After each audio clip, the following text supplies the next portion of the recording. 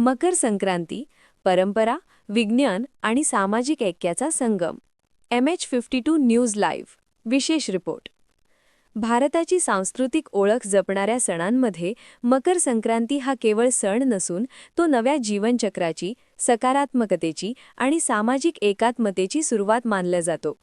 सूर्य मकर राशीत प्रवेश करतो तो दिवस म्हणजे मकर संक्रांती. याच दिवशी उत्तरायणाचा आरंभ होत असून सूर्यदेव दक्षिणायनातून उत्तरायणाकडे वाटचाल सुरू करतात. धार्मिक महत्त्व. हिंदू धर्मात मकर संक्रांतीला विशेष पवित्र मानले जाते. या दिवशी स्नान, दान आणि पुण्यकर्म केल्यास अनेक पटींनी फलप्राप्ती होते अशी श्रद्धा आहे. गंगास्नान, देवपूजा, तिळगुळ व गोड पदार्थांचे दान करण्याची परंपरा आहे. तिळगुळ घ्या, गोड गोड बोला हा संदेश केवळ परंपरा नसून समाजातील द्वेष, कटुता विसरून गोडवा जपण्याचे प्रतीक आहे. शेतकरी आणि कृषी संस्कृती. मकर संक्रांतीचा थेट संबंध शेती आणि शेतकऱ्यांच्या जीवनाशी आहे. या काळात रब्बी पिकांची वाढ जोमात असते.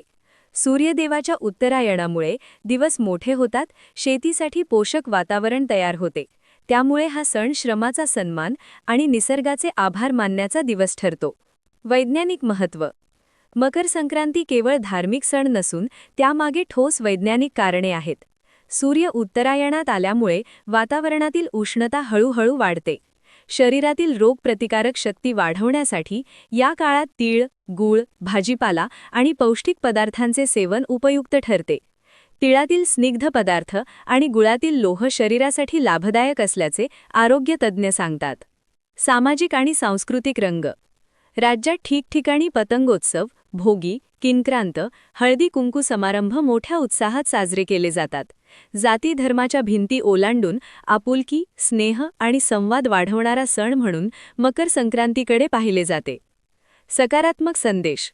आजच्या धकाधकीच्या जीवनात मकर संक्रांती आपल्याला नाती जपा, मनातील कटुता दूर करा आणि गोडवा जपण्याचा संदेश देते.